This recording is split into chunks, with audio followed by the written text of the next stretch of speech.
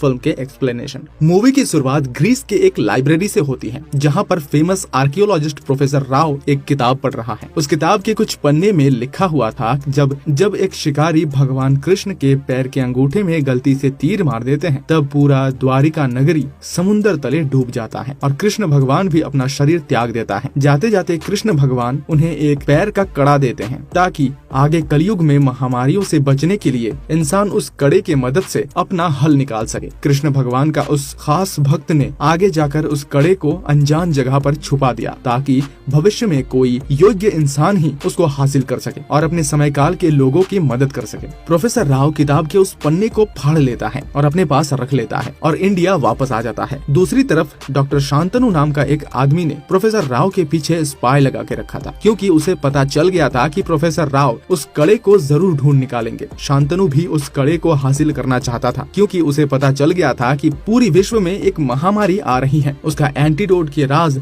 कृष्ण भगवान के उस जादुई कड़े के अंदर है। शांतनु सबसे पहले एंटीडोट बनाकर दुनिया पे राज करना चाहता है। इसके बाद कार्तिकेय को दिखाया जाता है। कार्तिकेय एक डॉक्टर है, लेकिन उसका कुछ अनोखा टैलेंट भी है, जैसे वो सांप को कंट्रोल कर सकता है। ये सब काम वो साइंस और लॉजिक की मदद से करता है, लेकिन आम आदमियों को लगता है कि उसके पास कोई सुपरनेचुरल पावर है। कार्तिकेय भगवान के ऊपर उतना भरोसा नहीं करता है, वो सिर्फ साइंस और लॉजिक के ऊपर ही यकीन करता है। दूसरी तरफ प्रोफेसर राव कई रिसर्च के बाद एक जगह को खोदता है। वहाँ से उसे एक पत्थर का बना हुआ मोर मिलता है। वही उसी समय एक सांड ने कार्तिकेय की घर की तुलसी चौरा को तोड़ देता है। अगले दिन कार्तिकेय की मम्मी पंडित जी को बुलाकर ये सब दिखाते हैं। पंडित जी उन्हें द्वारका जाकर पूजा देने के लिए कहते हैं। कार्तिकेय की मम्मी कार्तिकेय को साथ लेकर द्वारका जाती है और वहाँ पर अपने भाई यानी कि कार्तिकेय के मामा के घर में रहने लगते हैं। एक दिन प्रोफेसर राव जख्मी हालत में कार्तिकेय के पास आ जाता है और कार्तिकेय को कुछ बताने की कोशिश करता है। जख्मी हालत में प्रोफेसर राव को देखकर कार्तिकेय ऑटो लाने जाता है,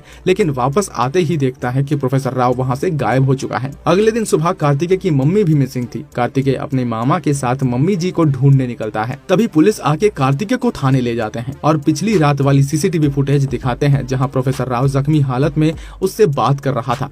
पुलिस वालों ने कार्तिकेय से पूछने लगता है कि प्रोफेसर राव उसे क्या बता रहा था। असल में शांतनु के कहने पर ही पुलिस ने कार्तिकेय से इंफॉर्मेशन निकालने की कोशिश कर रहा था। उसी समय मुक्ता नाम की एक लड़की कार्तिकेय को पुलिस स्टेशन से भगा कर ले जाती है। मुक्ता कार्तिकेय को बताती है कि वो प्रोफेसर राव की पोती है और राव का आखिरी ख्वाहिश है कि उसका असमाप्त काम को कार्तिकेय खत्म करे, यानी उस कड़े को ढूंढे। उसी समय अचानक एक भयानक आदमी कार्तिकेय और मुक्ता को जान से मारने के लिए पीछे पड़ जाता है, लेकिन एक जगह पर भगवान श्री कृष्ण के मूर्ति को देखकर रुक जाता है। इस मौके का फायदा उठाकर कार्तिकेय और मुक्ता वहाँ से भाग जाते हैं। कार्तिकेय ने अपने मामा को उस भयानक आदमी के बारे में बताते हैं। मामा जी उन्हें एक पंडित के पास लेकर जाते हैं। पंडित जी बताते हैं कि वो अभीर जाति के लोग हैं। अभीर जाति के लोग उन सब लोगों को मार देते हैं जो भगवान श्री कृष्ण के पास जाने की कोशिश करते हैं। अभीर लोग सिर्फ कृष्ण पक्ष के दिन ही कोई हिंसा नहीं करते हैं। अभीर लोगों को पता चल गया था कि कार्तिकेय कृष्ण भगवान का उस कड़े को ढूंढने जा रहा है, इसलिए अभीर लोग कार्तिकेय को मारने के लिए उसके पीछे पड़े हुए हैं। कार्तिकेय ने एक सत्संग के अंदर से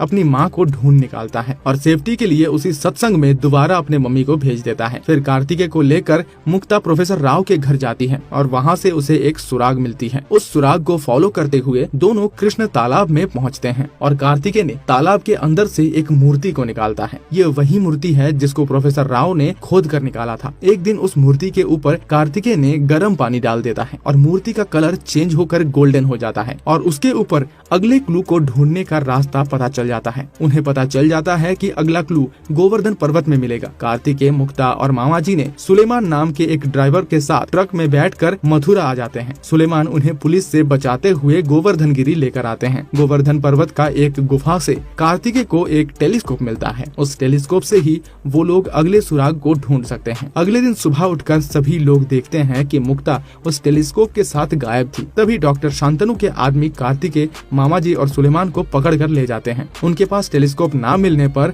उन्हें रेगिस्तान में मरने के लिए छोड़ देता है, लेकिन ऐन वक्त पर मुक्ता आकर सभी को बचा लेती है। मुक्ता सभी को लेकर धनंतरी नाम के एक पंडित के पास जाते हैं। धनंतरी उन्हें बताते हैं कि चंद्रशिला पर्वत के ऊपर उस टेलीस्कोप के जरिए नक्षत्र को देखना होगा। उन नक्षत्रों से ही आगे का रास्ता पता चलेगा। कार्तिकेय, मुक्ता, मामा जी और सुलेमान चंद्रशिला पर्वत तक पहुंचने ही वाले थे कि पुलिस ने उसे चारों तरफ से घेर लिया। कार्तिकेय पुलिस से बचते बचाते सभी को चंद्रशिला पर्वत में ले आता है।